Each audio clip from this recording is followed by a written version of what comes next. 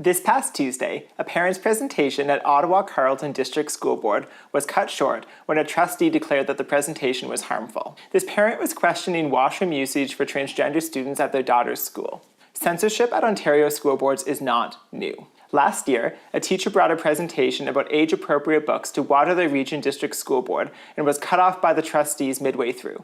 Last month, I brought a presentation to Halton District School Board and was censored and told that I couldn't say certain things about a lack of professionalism policies for teachers. In Ottawa this week, the reason for restricting speech was apparently that it creates an unsafe environment for transgender individuals. As someone who is transgender, I strongly challenge that assertion. Ideas are not unsafe.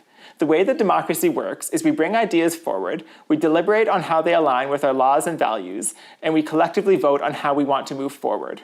That's the democratic process in action. It's a good process, and it's worked for a very long time. Recently, however, we've started to say that ideas can be harmful. We've decided that certain topics, like those about transgender individuals, are off limit from scrutinization. Why?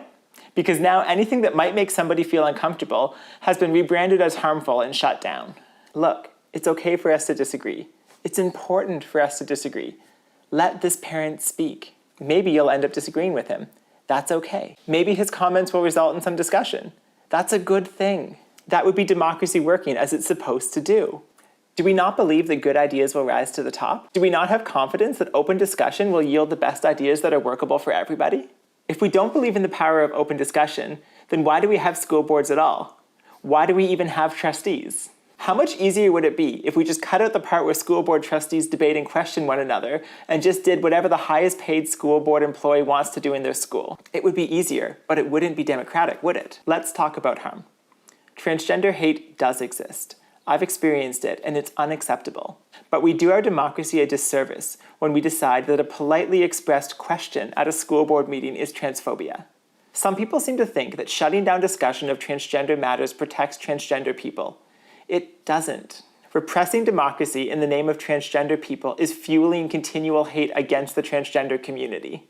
Do you know what the hardest thing is about being transgender? For me, it's that many people, quite understandably, are rather uncomfortable talking to me because of all of the hazards that we've created around language and what can and cannot be said. What the Ottawa trustees did in this week's meeting perpetuates that exact mindset, that transgender individuals are so vulnerable that speech must be censored for their protection.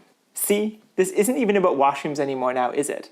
That's no longer what we're talking about. It should be what we're talking about, but we can't, because instead we have to talk about whether we're allowed to talk at all. That's a really scary place to be, and people are fed up. And those who are angry are starting to put the blame on people like me for their democratic oppression.